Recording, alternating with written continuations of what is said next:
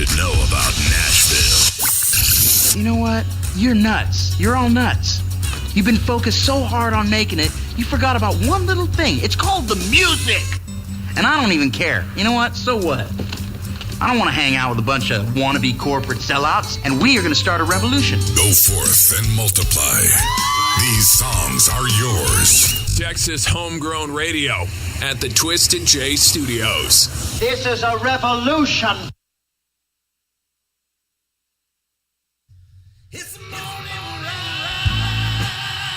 Hey everybody, this is Scotty Alexander, and you're listening to my buddy, not always the sanest person in the room, but nonetheless, my friend Jody Lee on The Morning Ride. That's great. Go ahead, make your joke, sister. Jokey. Joke-maker. Hey y'all, this is Drew Fish, and you're on The Morning Ride. Well, Lottie frickin' God! I'm sorry, I didn't see you there. This is Jesse Rastin, and you're listening to Texas Homegrown Radio, The Morning Ride. Let's go. Oh yeah. Live from the Rockstar Ranch in Texas Homegrown Studios.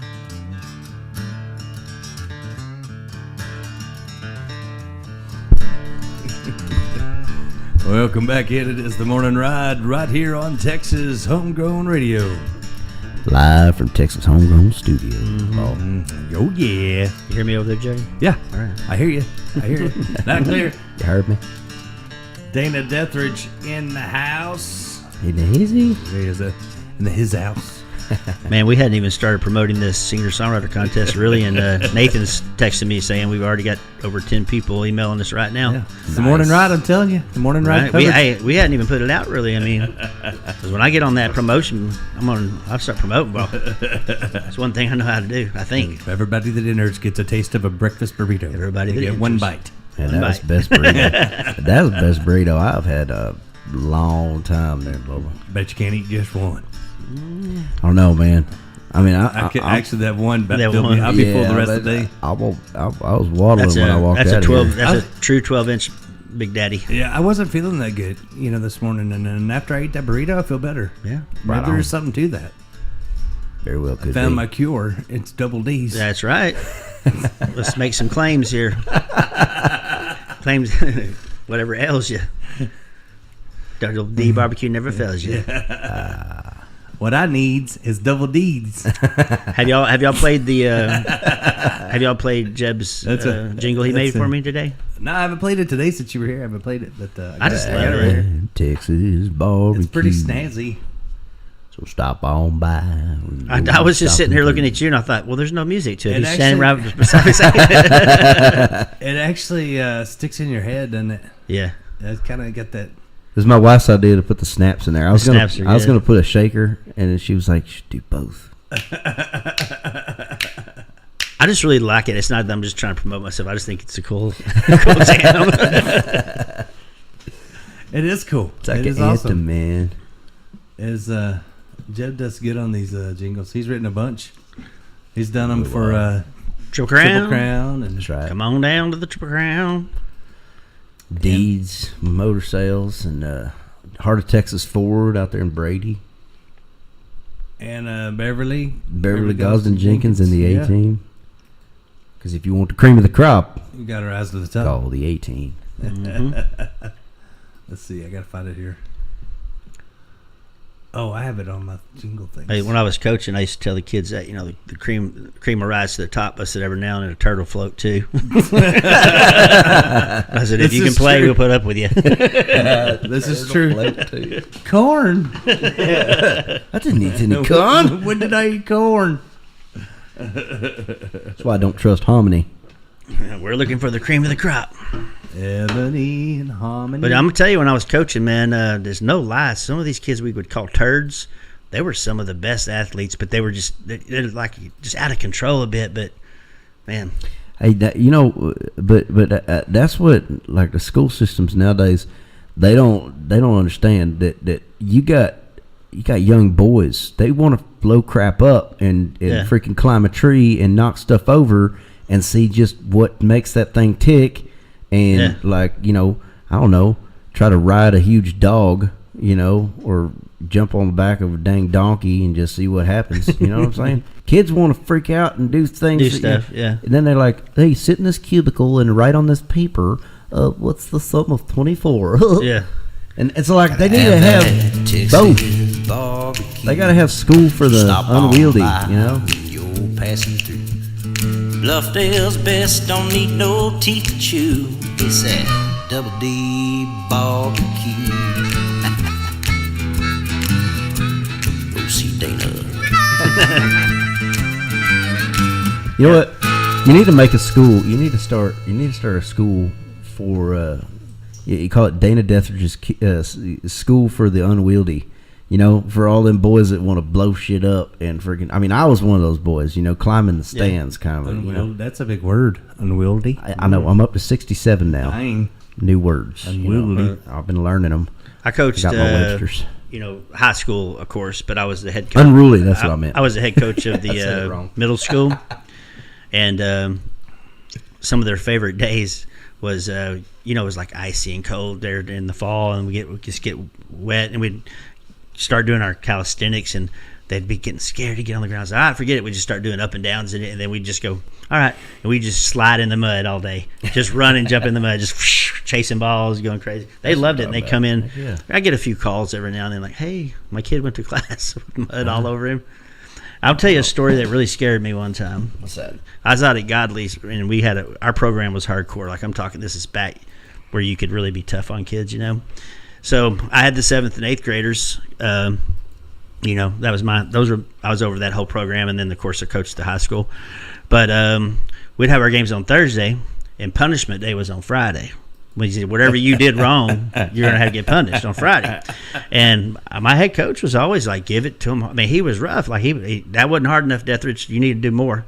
Make it where they want to quit if they're going to do stuff like that. And I'm not kidding you. I made up these insane, horrible drills to do to people. And check this out. So, I'd be scared if my coach's name was Death Rage. So this one was called the rolling drill. So imagine the football field. And I would cut a deal with the kid. I said, here's what you're going to do. You're going to lay on your side. You're going to roll to the 5, roll back to the goal line, roll to the 10, roll back to the goal line, and you're going to do 100 yards of that. And I said, but if you can stay in bounds to the 50, you can quit.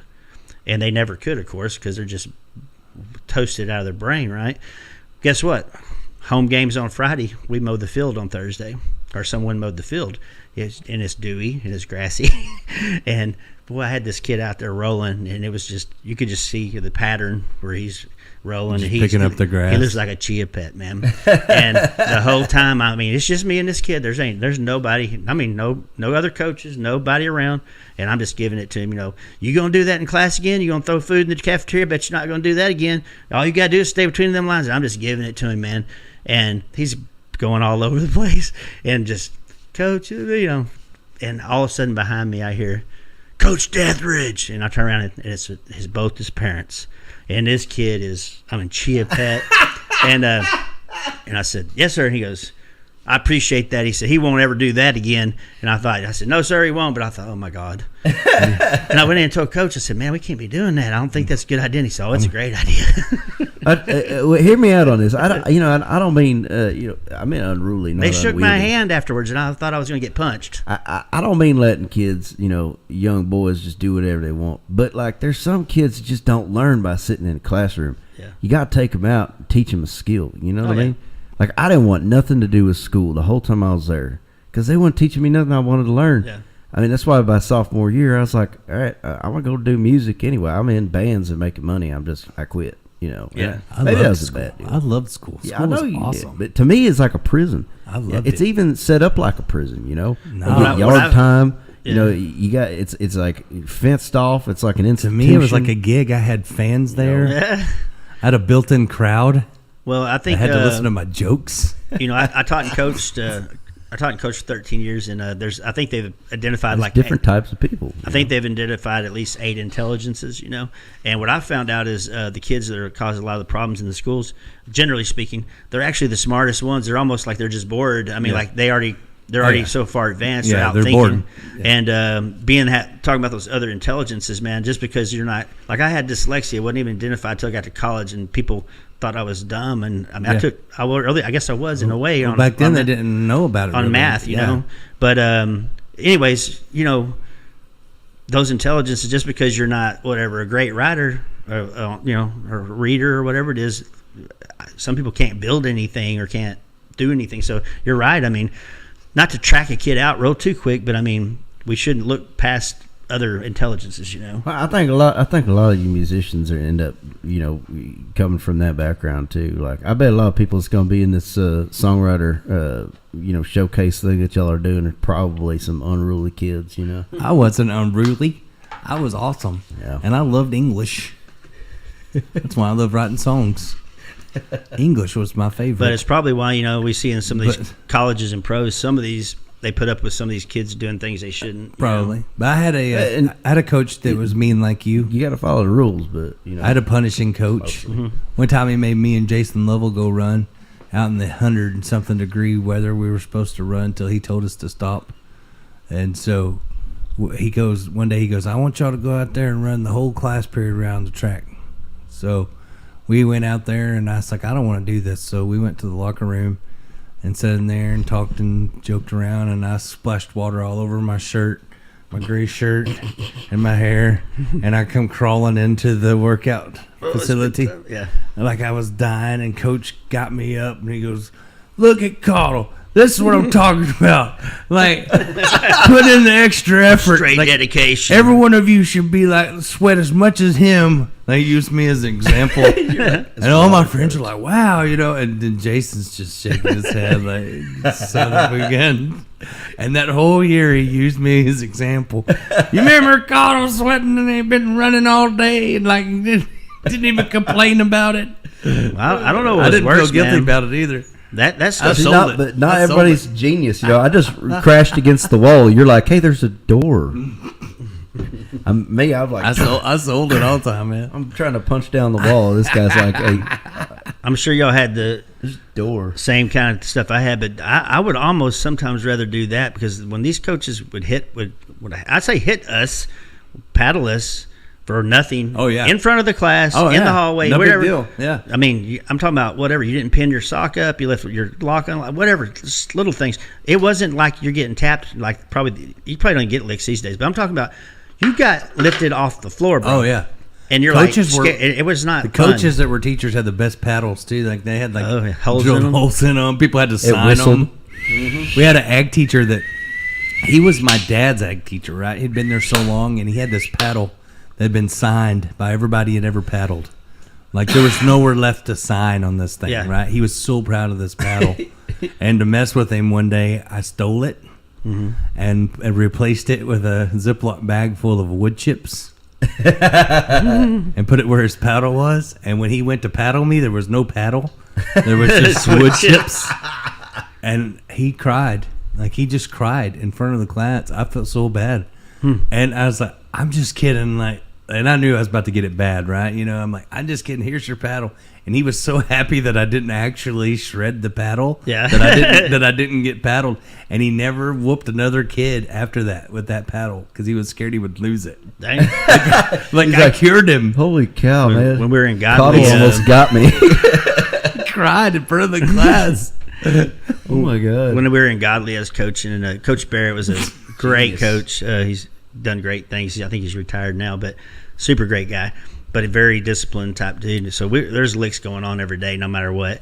And he had two paddles, and on one it said discipline, and one said counseling. And he'd walk out and he said, "Boys, and whoever it was, you want discipline or do you want counseling?" "I don't know, Coach." He's like, it didn't matter. And dude, you know those spandex you wear before practice? Oh yeah, That's what they had on because they weren't that's dressed it. yet. That's no And padding. they say, "Grab the trash can, boy," and just That had to hurt. send that out. Yeah. The one we were most scared of was in junior high was Mr. Brown. He was an ex-coach who had become just a science teacher. You know, What is it with coaches and being scientists? and he took me out in the hall. He yelled at me, and I wouldn't even do anything wrong. And he yelled at me, and I was scared because he had the reputation of like almost killing people, right? And he takes me out in the hall, and hey, got some of that out there? And So, and he takes me out in the hall. That's good. Hello there, sir. And I get out there and I'm like, I didn't do anything wrong. And he says, I know. He says, open that locker right there. It's okay. And he goes, grab a book. I grab a book and he goes, when I hit it, you yell. I was like, okay. And he wailed on this book as I'm holding it, and I'm like, oh, yeah. And I was like, why'd you do that? And he goes, because you're going to sell it when you go back in there, and the rest of them are going to listen to me. And I'm like, this is what he does. And everybody thought he was killing. And I think he did whoop some people, you know, but I think he faked it more than he really did it. And I walked in, and I'm like, oh, I'm trying to sit down. I'm like, And he looked at me like you're overselling it. I was like, really, it's got, I mean, all the way till lunch. That was in the morning. And then I went to lunch, and I was still like, I can't sit down. And he was in the cafeteria. He's like, Cottle.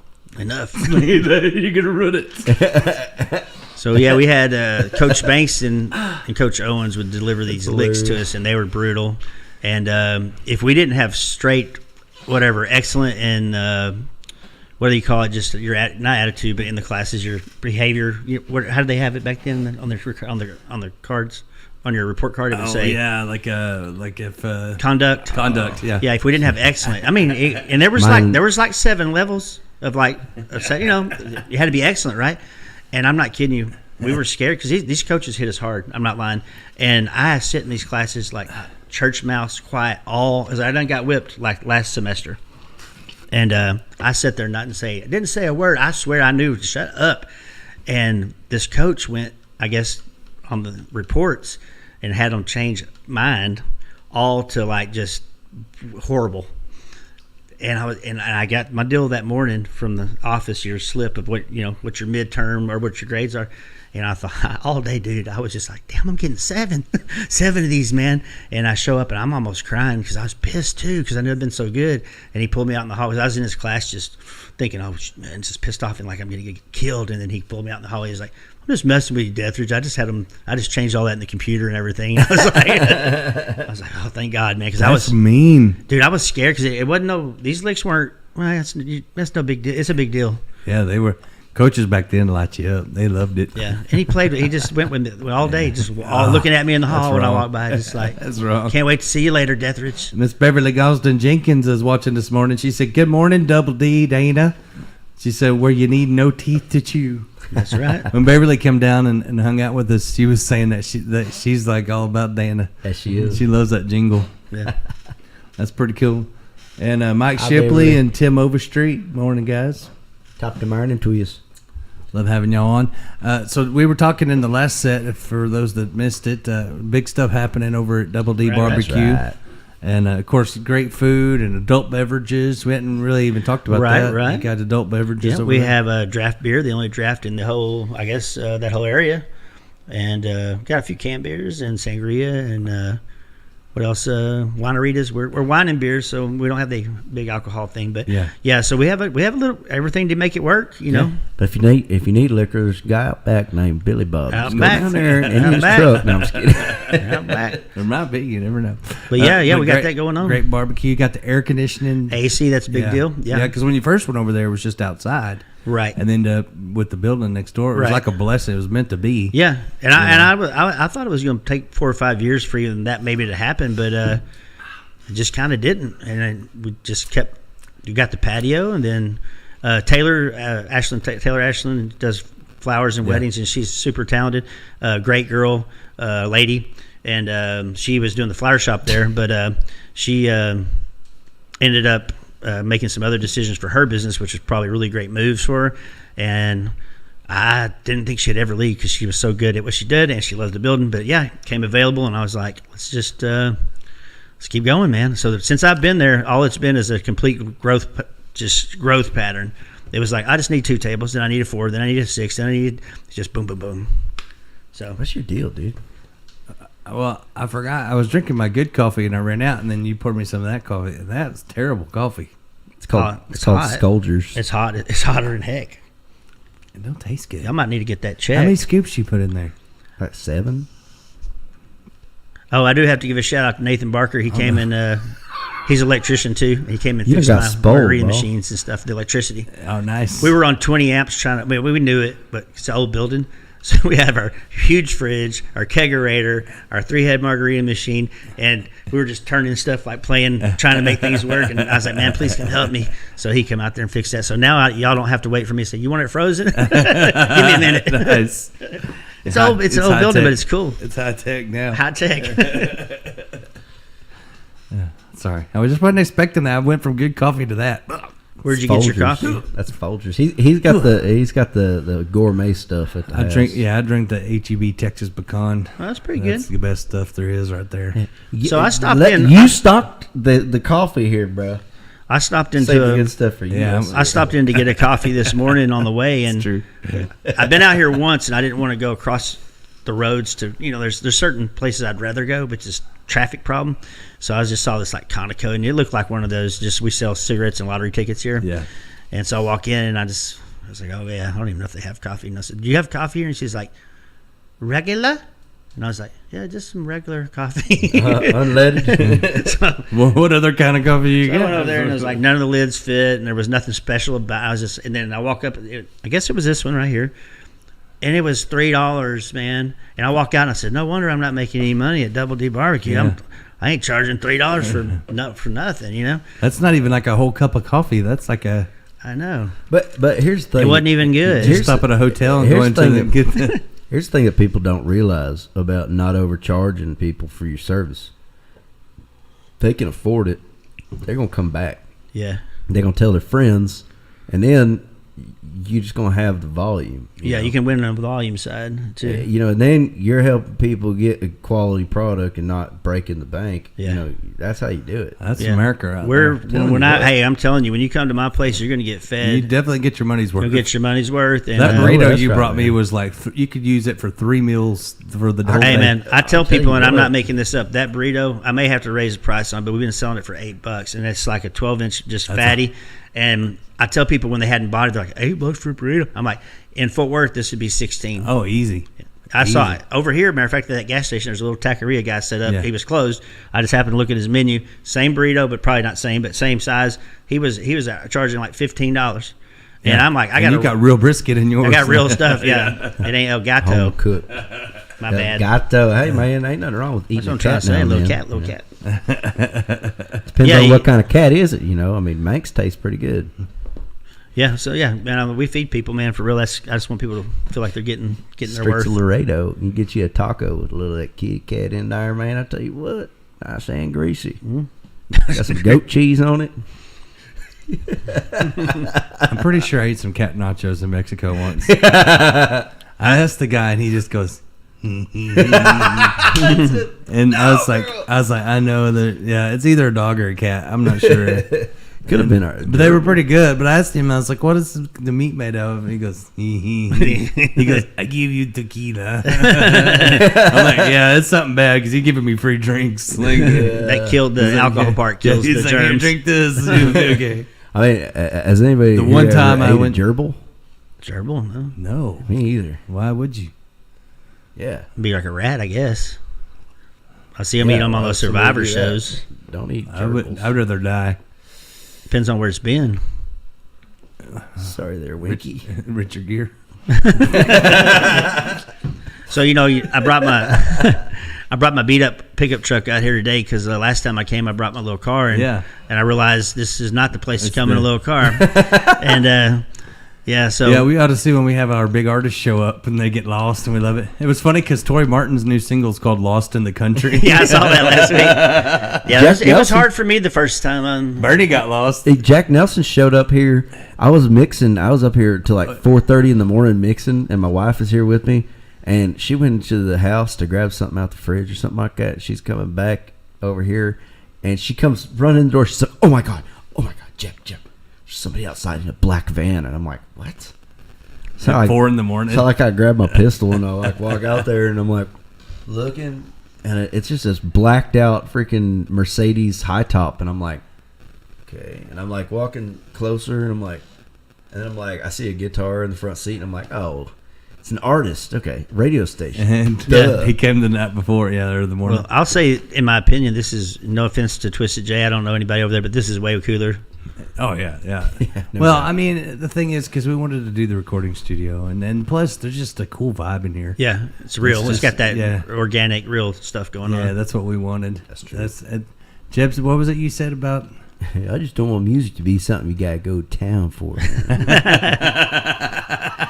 Yeah, so I was driving out here, and I thought of a joke, and it really wasn't that funny, but I thought Jody might appreciate this. Always. So I was just driving out here, and Adding to and, his collection.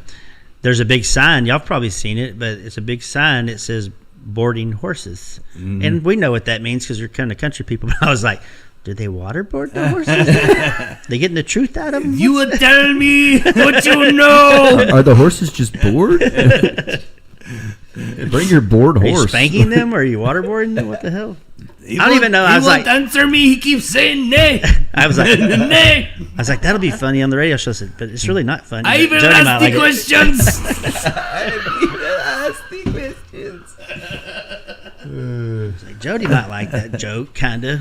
I made a joke in my head. I told Jeb on the way this morning. Oh, yeah. I don't know if it's radio quality. Do it anyway. Should I? Yeah. Couldn't be worse than my last one. Yeah. It was a big jump. It is kind of bad. It was a big jump. Well, I was watching these things about this. It was things about these trans people, and for some reason, my mind made a joke in my head about it. Like this trans kid tells his friend, he's like, "Man, my dad don't show up for nothing," and he's like, "What are you talking about? Your dad's here." He's like, "Well, I don't see him." He said, "That's because you made him a transparent."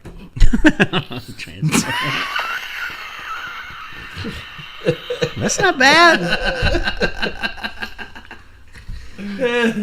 It's kind of bad. I don't know.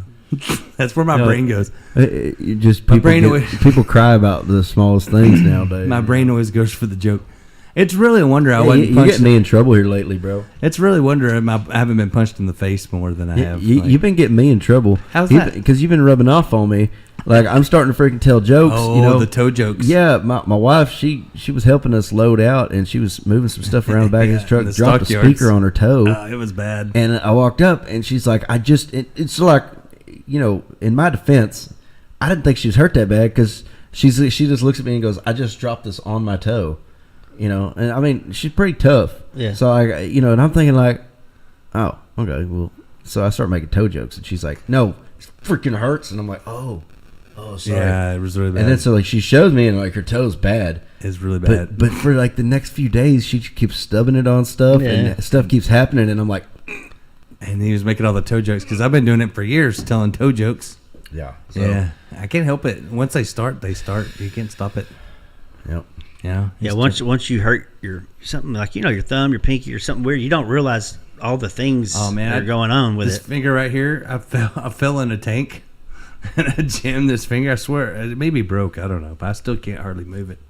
I jammed these two the other day when I fell, but this one still hurts. I think it's broke. Well, I thought she wasn't gonna be able to walk. I was gonna have to tow her around. When I play guitar, I have to leave it straight out. Yeah, I do that a lot too. I can't. But I don't know why. I have to play it like this. I can't bend it. So for anybody watching us, I'm sorry. I'm not. So I got I can't bend it. I could tell you many like dislocation finger stories, but this is the worst ever. So I'm about to go into 7th grade, and I think it's football season or whatever, and basketball's behind it, and I'm out there playing doing all my shit, and I slam my finger. It gets stuck in a car door. Stuck where you had to open it, right? Me too. Okay, you know the pain, right? See my scar? Stuck in a door. Thunderbird. This all happens within this is all within a week. Thunderbird. Yep. All within a week. So slam my finger in there, and it's stuck in the door. Not just hit it, stuck in there. Bang, had to get it out. Also, back in the day, I used to really be into this BMX bike riding. I had this Diamondback Silver Streak bike, and I'm always cleaning it, right? So I got it flipped upside down. I'm just zipping the chain. That same finger gets the sprocket right through the finger and gets hung right in the middle of it's like one way or the other. Yeah. Either way, it's gonna hurt. Had free will, it didn't matter. Took that out, and this thing is just horrible. Slam it in the car again. Then right before football season goes, I'm like, hey man, I'm gonna mess with the basketball because after that, and then that jammed it, and I was just never can get over it. Yeah, so that was the worst of like when I'd say when you start it, it keeps going. My scar right here. This happened in the 4th grade. I was supposed to be the lead bunny and the bunny hop in our play for heard school. about this. Yeah, I was supposed to be the lead bunny. I worked hard to be the lead bunny. Yeah. Because I had the hot girl behind me that was supposed to hold on to me to lead the bunny hop. And I worked really hard to be the lead bunny. Didn't eat any beans for and sure. I was really excited, and we stopped at the Winn-Dixie, and I slammed the car door, and it did the same thing, and it locked. So I So the whole slammed it. play's going on. You're stuck in the parking No, lot. the plan started yet. we stopped to get groceries for some reason after school, and I was supposed to go that night. Well, my hand stuck in the door, blood squirting out everywhere. This old lady walking by sees the blood, faints. My mom runs to help the old lady instead of me. So my mom's helping this old lady that faints. I'm stuck in the door, blood's going everywhere. My sister's in the back of the car crying. Blood's going on her face. So finally, this college girl sees it, and she comes and helps and gets me. And she even follows us to the ER, which my mom had to stop and tell my dad because we didn't have cell phones. Yeah. She stops on the way to the ER Like she to used tell a- him. Yeah, and I've quarter got phone? I'm bleeding out, and I got my sister's baby towel wrapped around my hand, which is all covered in blood. My sister's still mad because she says that was her favorite blanket. And it was all covered in blood. And my mom has to drive to my dad and tell him, hey, he did something stupid. And then, so go to the ER. And then the college girl sat with me or sat with my sister while my mom went in with me and the doctor. And then I had to get a splint. Missed the whole play. But I got to flip people off for the whole rest of the school year pretty much. Because I had a splint in my middle finger. Was that middle school? Yeah. No, it was fourth grade. Fourth grade? And so as soon as I get that off, I have a baseball game that summer, and I get hit in the hand, and it breaks my hand. First game, so I have to wear a cast. So then I played the most of the season one-handed. And then as soon as I got that cast off, we were warming up for the game, and this guy, Rob, throws a ball up in the lights so I couldn't see it. He's like, hey, watch out. And I look up, and this ball hits me, breaks my nose, have to go to the ER. The doctor goes, why don't you just give me a schedule of like when you're supposed to do games or something important. Like, it was just like one after the other. I swear. so funny. Yeah. There's probably more in there. I don't know. I got sick every Friday when I was a kid. I always got hurt, but I just kept going. Yeah. Story of my life. So I did still that. do. I played my senior year. I played with a broken arm half of the season, and that just happens. You know, you just keep going. Just The keep doctors going. are like, "No, you can't go," and I'm like, "Yep, get a release." Back in our day, it's like whatever. Put some one dirt of on the worst it. I Rub did. some dirt on it. This sounds weird, but it's like I was like in And that's why I now have Alvarado Youth Association baseball, and I think I was in like 5th or 6th grade, and I was cooking back then, by the way. So this is crazy. My parents aren't home. I cook all the time, and I don't know. I just love gravy. So I'm like, yes, sir. I was like 4th or 5th grade, and I cook up this mean pot of gravy before this. My coach is going to pick me up on the way to practice, and my parents went home, and it was a little thin. And if you know about gravy, you just crank that heat and you just trying to reduce it. Yeah. And I had that sucker. It was just boiling, man. And it ended up, I was just burning my whole hand, and I was catching. So that was in my catching mitt hand, and that wasn't fun. Ouch. Yep. Speaking of that, y'all remember I got burnt out there at Sexy Mill? Yeah, I got that was for was real. A bad one. Yeah, that was no Yeah. good. Yeah. That was a Grease, for real right? burn. Grease, yeah. It was none of it should have happened, but just there's a lot of factors that come into play. It was not good. It was a sign you were supposed to move on to bigger and better things. Yeah. Yeah, you get in your own facility. That's the best thing you could have done. Well, God bless them and all that, and I do love them, but it was a sign. I went there, as what I thought was an opportunity, and some of it was, but I honed a lot of things there, and I was learning a lot of things, and I never needed to go there. They might have needed me to go there. Yeah. But so it wasn't out of desperation. I just thought it was an opportunity. Yeah. And I learned a lot of things. Everything happens for a reason, though. Yeah. And it just bought time for you to be in this place at this, because you didn't know you were going to Bluffdale. No. Just because you were asking me, like you were thinking about different places. Yeah. Well, y'all And putting it just happened. Bluffdale on the map too. Yeah. I mean, trying. Well, I'm just saying. I mean, because before Wilfong's it's not open all the time. Yeah, and the only thing that really was bringing people over there was Greenwood. But now they need y'all are help. all working together. Yeah, they need help. It needs to be more than one thing. Go to the food. and food, music. So far, it's they can been bounce really back nice. and forth between shows if they want to. And they don't have food over there, so Yeah, we so far it's been really I think, a real good effort, and everyone's gotten along really well. Yeah. And I try to be respectful of Greenwood because it's a really important place for us to have there. Yeah. And so I try to start my music before and either end pretty close when they're starting. If there's an overlap, it's pretty tiny. Of course, but they're really cool. They've had me come over and cater for them and do all kinds of stuff. I go over there and play on Sundays, which is their picking circle. Yeah. I don't go every Sunday, of course, but that's, it's obviously free for the people to come, and we don't get paid to play. Right. But I like playing anyways. But I think it's a good gesture, also, just to come over and hey, I support you guys, right. and not trying to go against anything, because we need everybody in that town to succeed. And all I ever say is this, and might sound crazy. So I have shows of my own at my place, and I'm paying my artists and all these things. I'll see the Greenwood put out who's coming to theirs. I post their music and say, go see these people off of my page. And I got people saying not playing. Yeah. I'm not scared of that. You know why?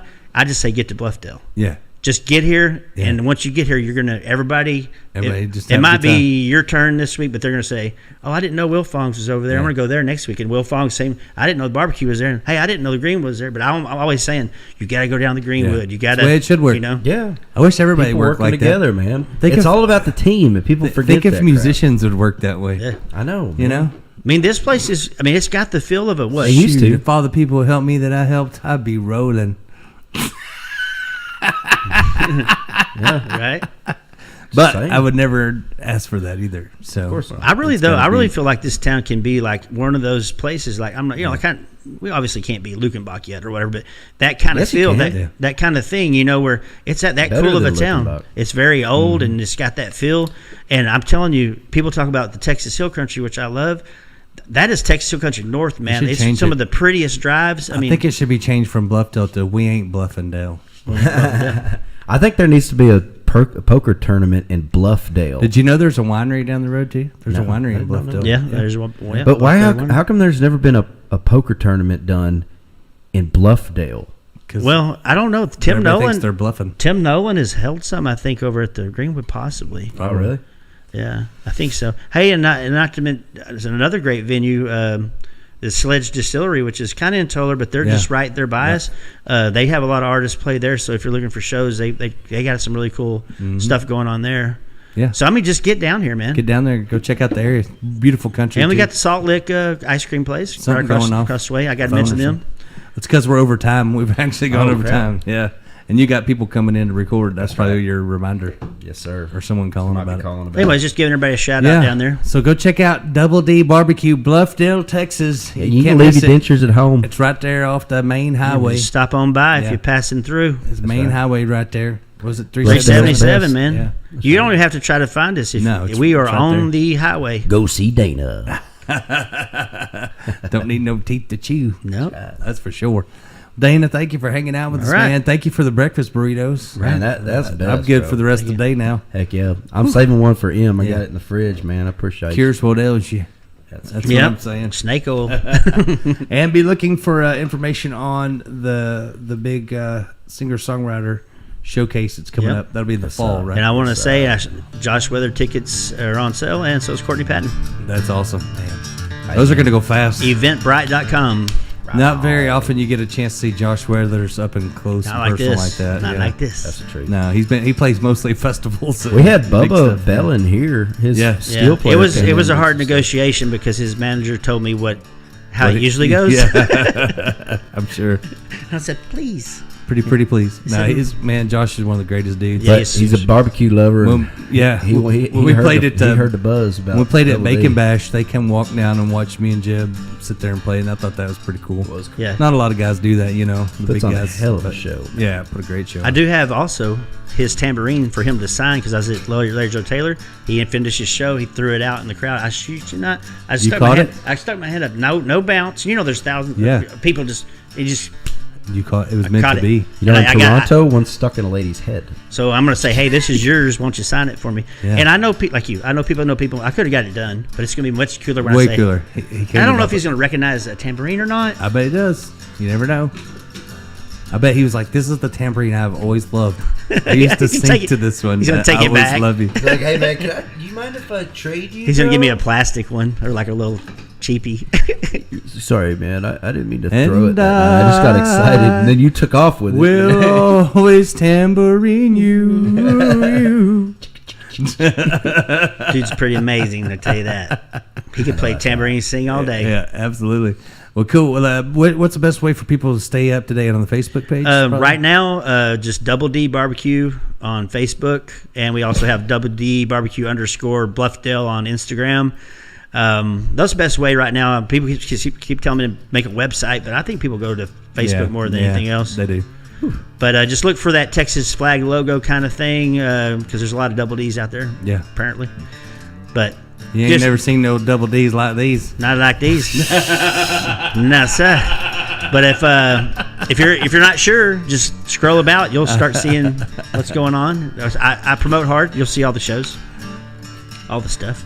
You should let me make a shirt of the month, T-shirt of the month. I can come up with some great Double D merch.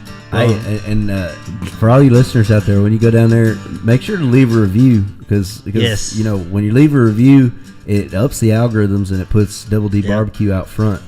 And the more 5-star reviews that he has, the more people are going to know about it. Well, we're all 5-star review organically right now. There's going to be some guy wearing his T-shirt says, "Even my wife loves Double Ds now." When I was doing my brunch, I was making homemade sausage gravy, and people would wear shirts that said, "I'm here for the gravy."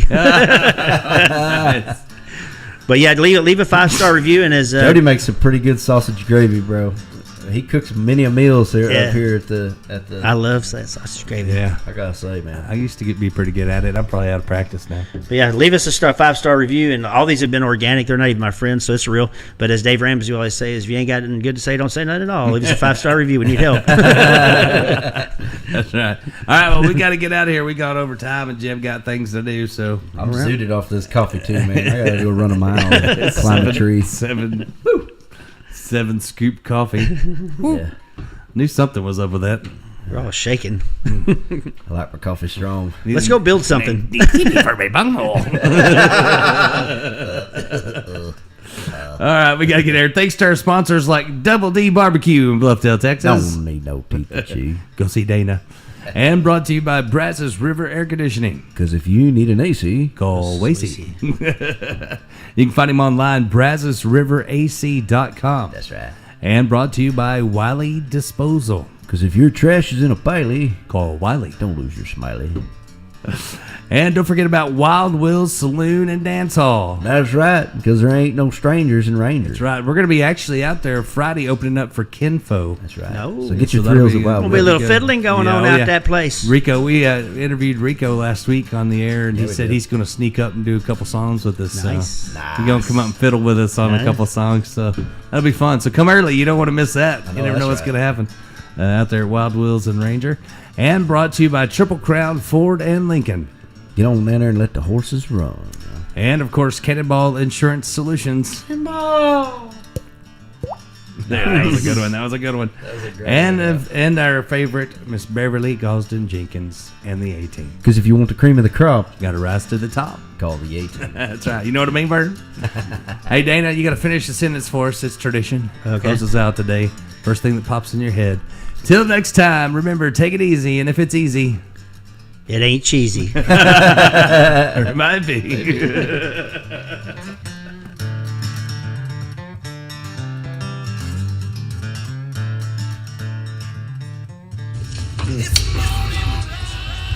Excuse me. Excuse me. I apologize. I forgot you were there. You may go now. Well. Bye.